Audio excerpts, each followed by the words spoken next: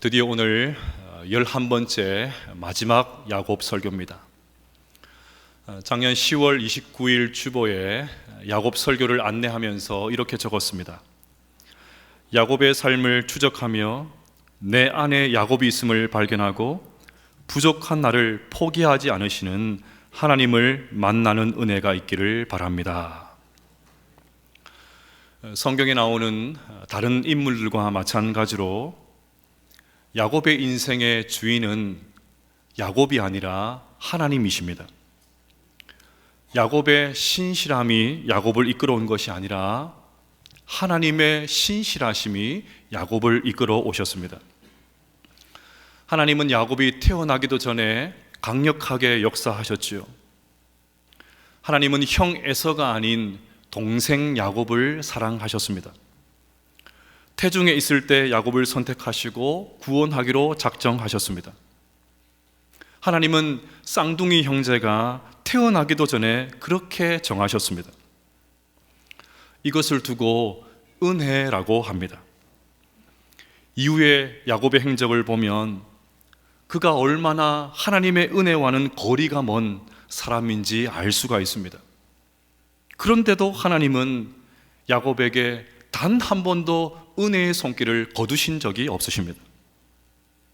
그는 팥죽 한 그릇에 형의 장자권을 샀지요.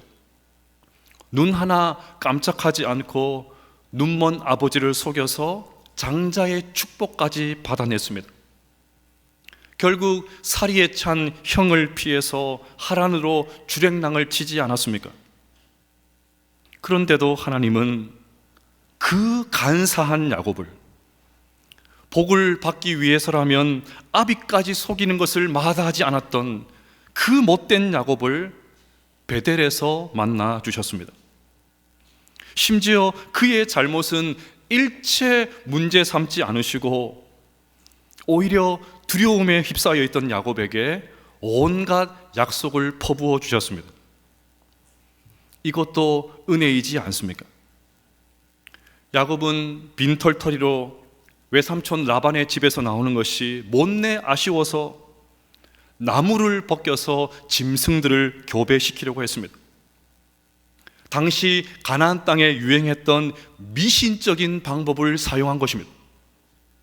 오늘 말로 하면 교회 다닌 우리가 무당집을 찾아간 것입니다. 그런데도 하나님은 알록달록한 변종들이 태어나게 해주셔서 야곱의 품에 잔뜩 안겨주셨습니다. 이것도 은혜입니다. 야곱이 외삼촌 집에서 20년 동안 죽도록 고생을 하고 드디어 고향으로 출발합니다.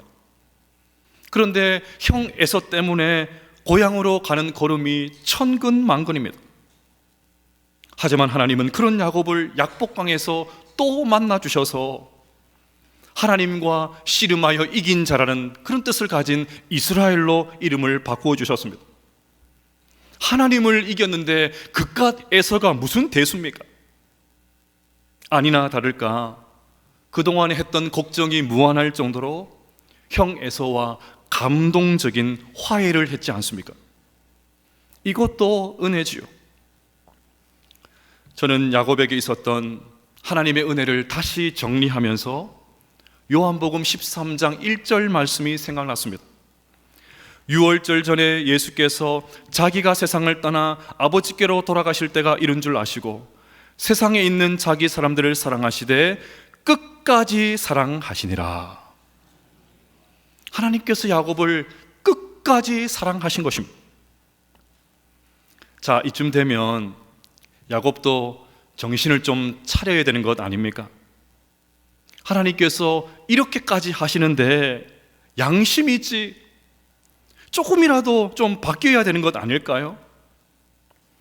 그런데 야곱은 하나님과 약속한 베델이 아니라 전혀 엉뚱하게도 세겜에 정착하고 말았습니다. 문제가 해결되자 앞에 있는 장애물들이 다 제거되자 금세 예전의 습관이 도진 것입니다. 저는 여기서 또 잠언 27장 22절 말씀이 생각났습니다. 미련한 자를 곡물과 함께 절구해 놓고 공의로 찌을지라도 그 그의 미련은 벗겨지지 아니하느니라. 우리 인간이 얼마나 안 변하는지요. 하지만 더 큰 문제가 발생했습니다. 지난주에 살펴본 대로 야곱의 딸 디나가 성폭행을 당하고 말았습니다. 그래서 그의 친오빠였던 시몬과 레이가 세겜성 남자들을 다 죽이고 모든 것을 약탈해버리는 끔찍한 일이 벌어지고 말았습니다. 지금 야곱은 큰 위기에 빠졌습니다. 이것을 알게 된 나머지 가나안 족속들이 힘을 합쳐서 야곱에게 쳐들어와서 야곱에게 그대로 복수할 것이 뻔하기 때문입니다. 그렇게 되면 평생 고생하면서 모은 재산들 다 날아가는 것 아니겠습니까? 그래서 야곱이 아들들에게 이렇게 말했죠. 너희가 내게 화를 끼쳐 나로 하여금 이 땅의 주민 곧 가나안 족속과 브리스 족속에게 악취를 내게 하였도다. 나는 수가 적은즉 그들이 모여 나를 치고 나를 죽이리니 그러면 나와 내 집이 멸망하리라. 지금 야곱이 두려움에 휩싸여 있습니다. 자, 그런데 여러분, 여기서도 뭔가 하나님께서 개입하실 것 같은 그런 느낌이 들지 않으십니까? 지금까지 야곱의 삶에는 일관적인 패턴이 있었습니다.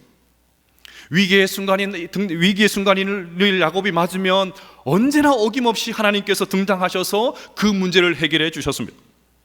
그러니 이번에도 그런 일이 벌어지지 않을까 기대감이 생깁니다.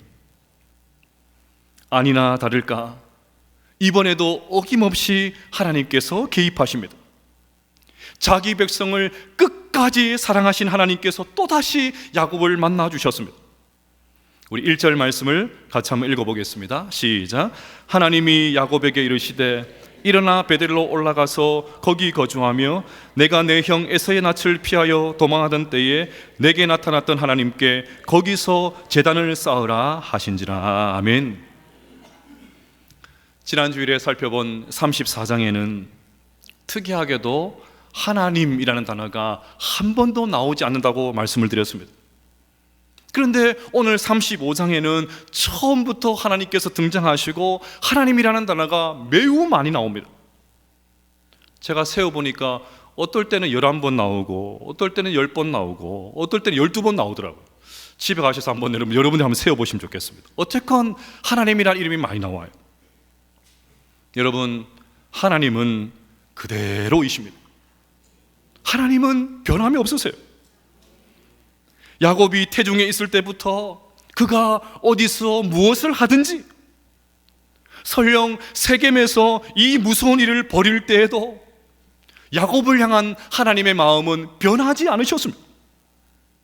그래서 지독하게 안 변하는 그 엄청난 사랑을 받았는데도 끝까지 뺀질뺀질한 야곱도 대단하지만 그런 야곱을 포기하지 않으시는, 변하지 않으시는, 끝까지 사랑하시는 하나님이 더 대단한 생각이 듭니다. 여러분, 작년에 큰 인기를 끈 연인이라는 드라마를 보셨습니까?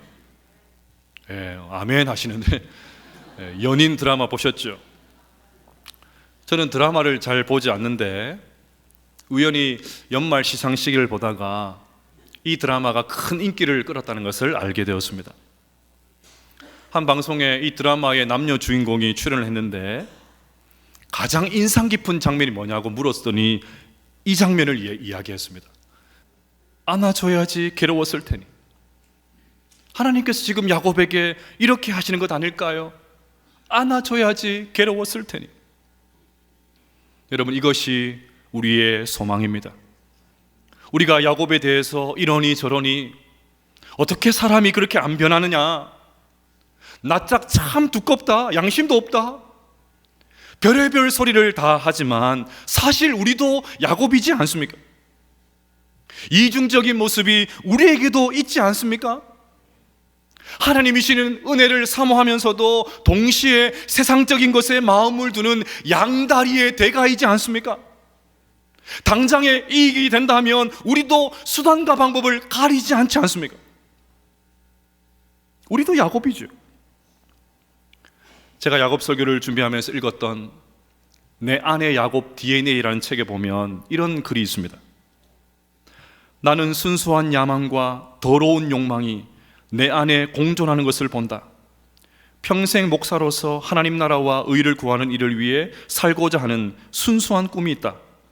그렇지만 수천 수만의 청중 앞에서 설교하는 폼나는 목사가 되고 싶고, 내가 쓴 책이 대박났으면 하는 바람에 조바심이 난다.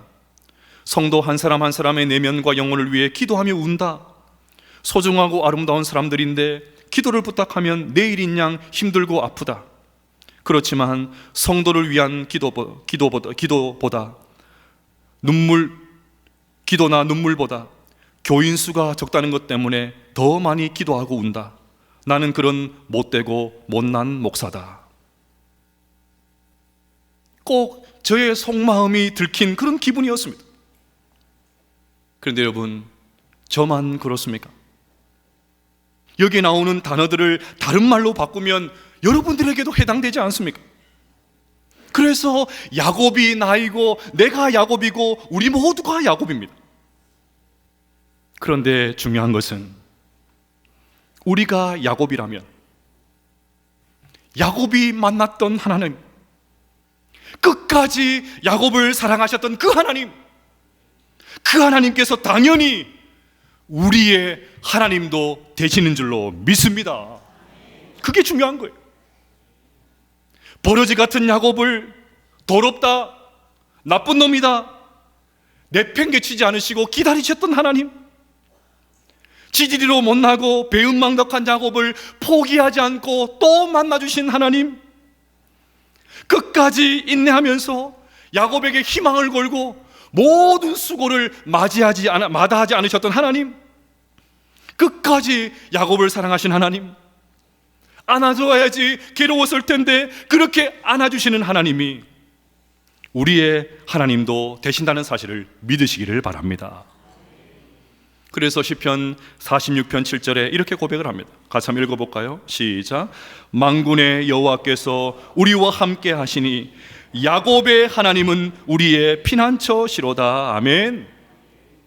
시편 146편 5절 읽어보겠습니다. 시작. 야곱의 하나님을 자기의 도움으로 삼으며 여호와 자기 하나님에게 자기의 소망을 두는 자는 복이 있도다. 아멘. 그러니 여러분, 올 한 해도 야곱의 하나님, 그 하나님을 나의 피난처, 나의 도움으로 삼고 실패했을지라도, 부족할지라도, 면목이 없을지라도 우리를 다시 붙잡아 주시는 그 하나님을 만날 수 있게 되시기를 주의 이름으로 축복합니다. 이처럼 하나님이 다시 야곱을 만나 주셨습니다.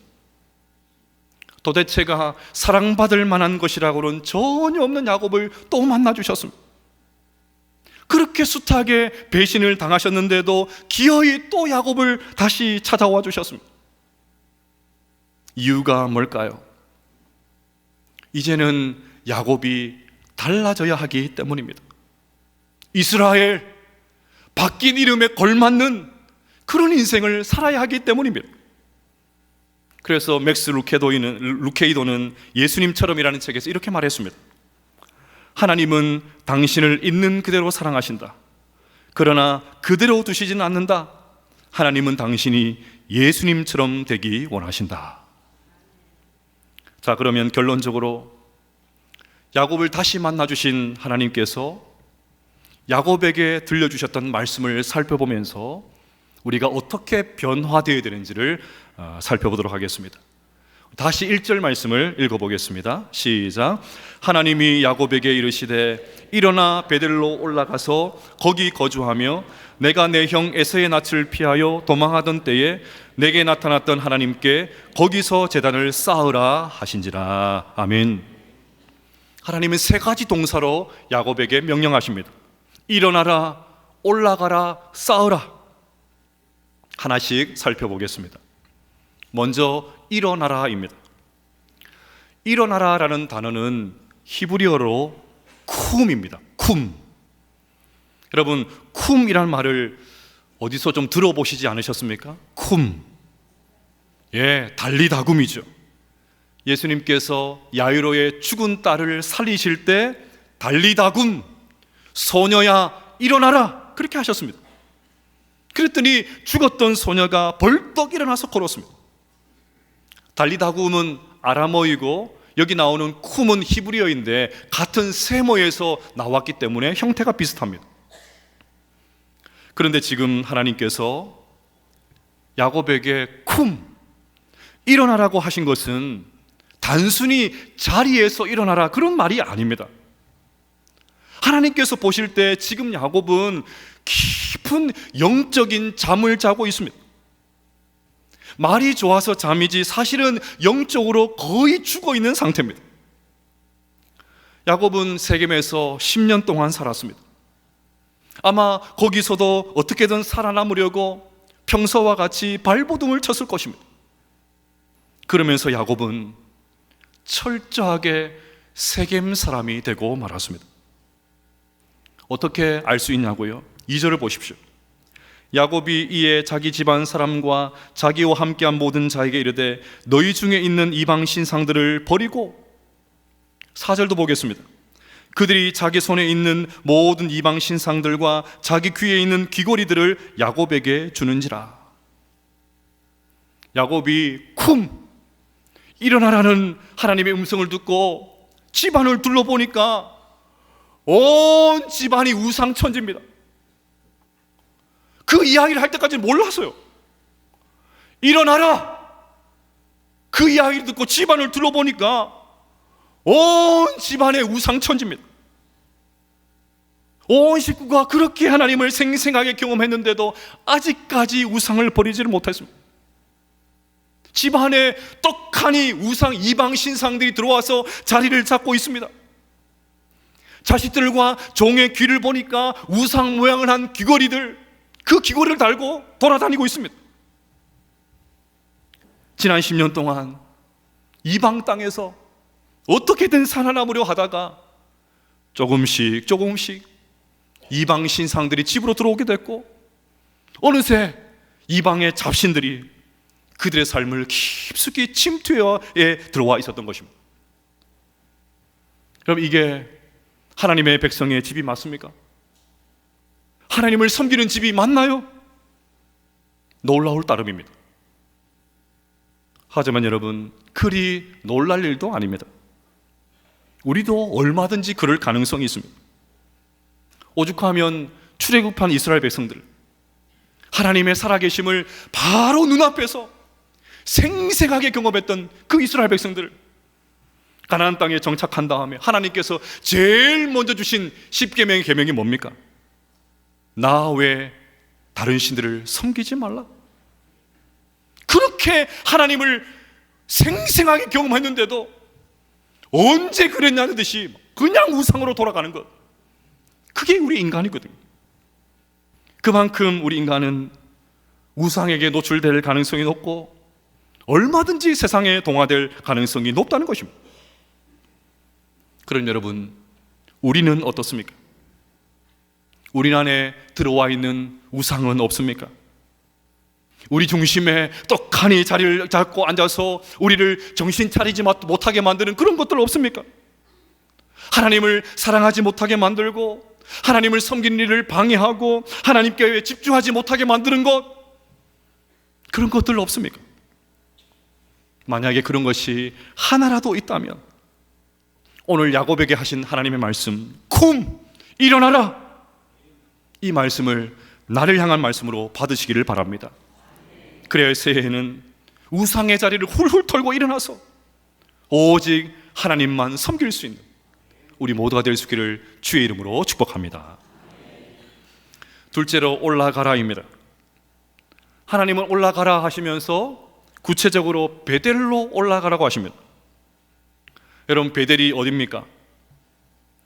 야곱이 살기등등한 형 에서를 피해서 도망쳐 나와서 어느 날 지쳐서 쓰러졌죠.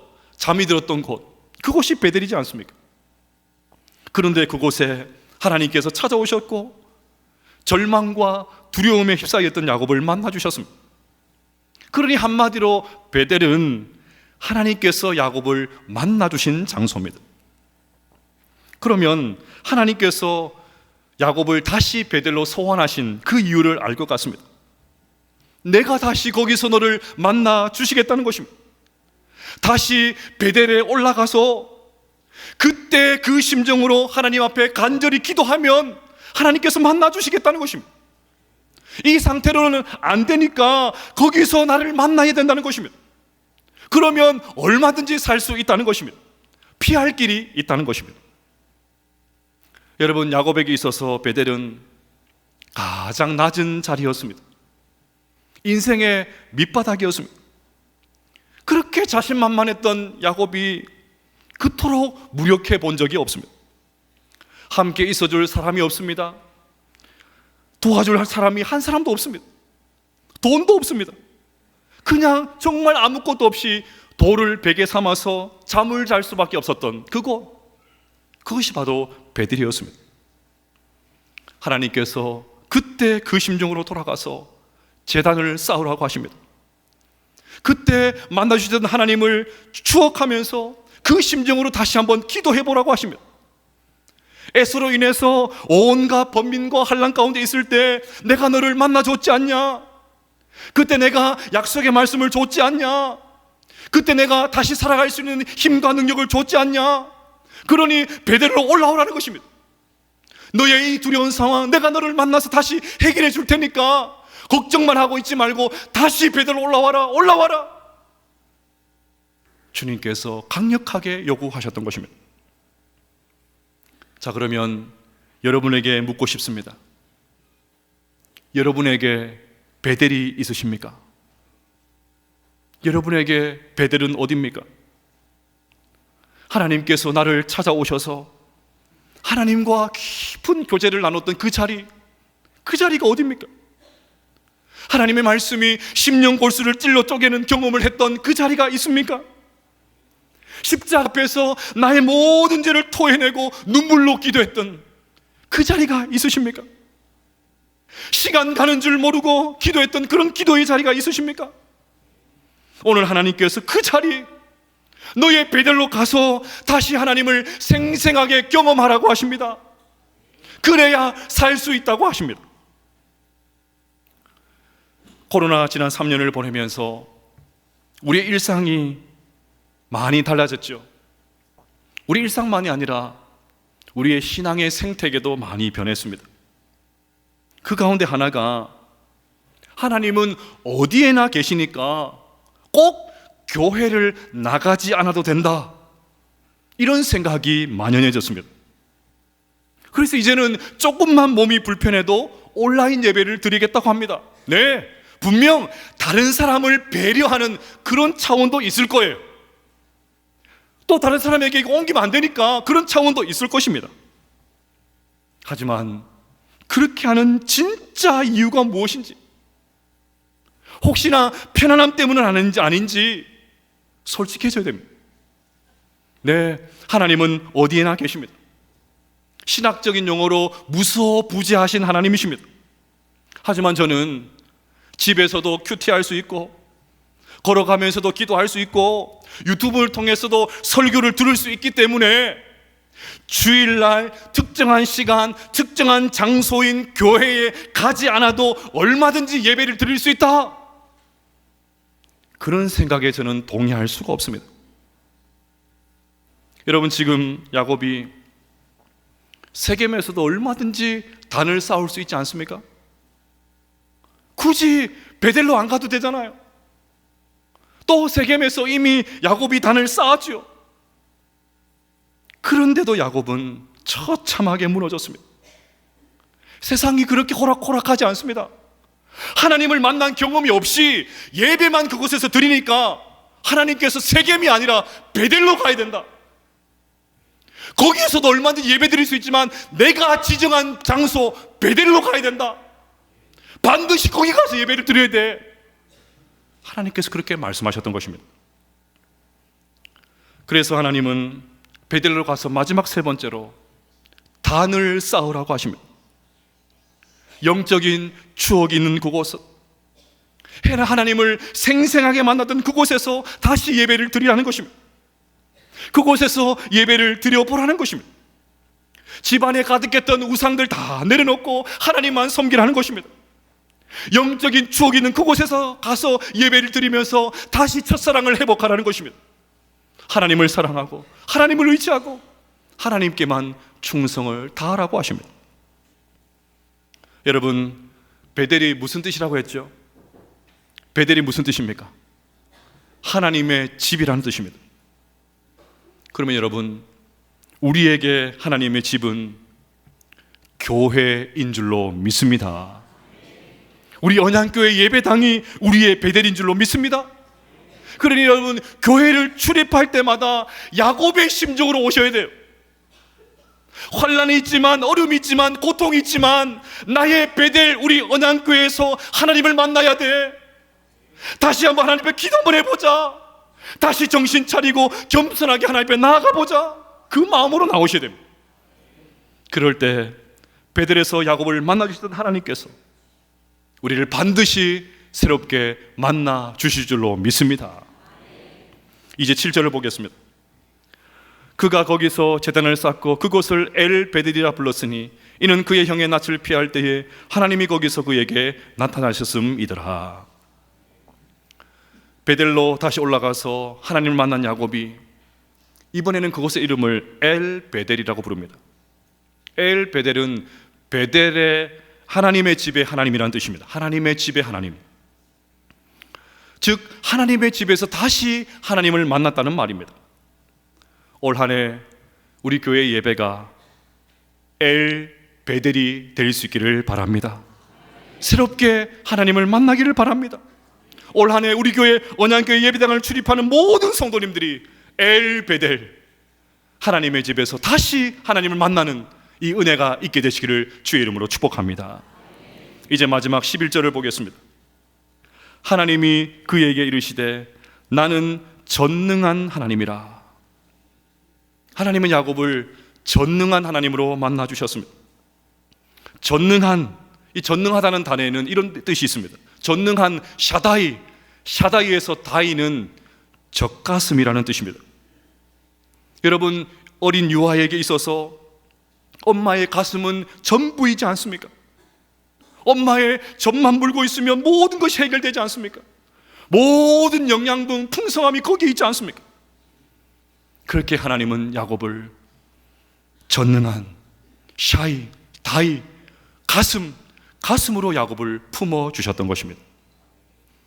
사랑하는 여러분, 우리가 어떤 절망의 자리에 빠져 있다 해도 쿵! 일어나라는 하나님의 음성을 들을 수만 있다면, 아무리 멀리 떠나 있어도 베델로 올라갈 수만 있다면, 그래서 그곳에서 다시 하나님 앞에 집중하는 예배를 드릴 수만 있다면 엘 베델, 다시 하나님을 만날 수 있는 줄로 믿습니다. 안아줘야지 괴로웠을 테니 말씀하시면서 우리를 와락 안아주시는 하나님의 넓은 가슴을 체험하게 될 줄로 믿습니다. 이 은혜가, 이 축복이 올 한 해 언양교회를 출입하는 우리 모두에게, 우리 모든 성도님들에게 있게 되시기를 주님의 이름으로 축복합니다.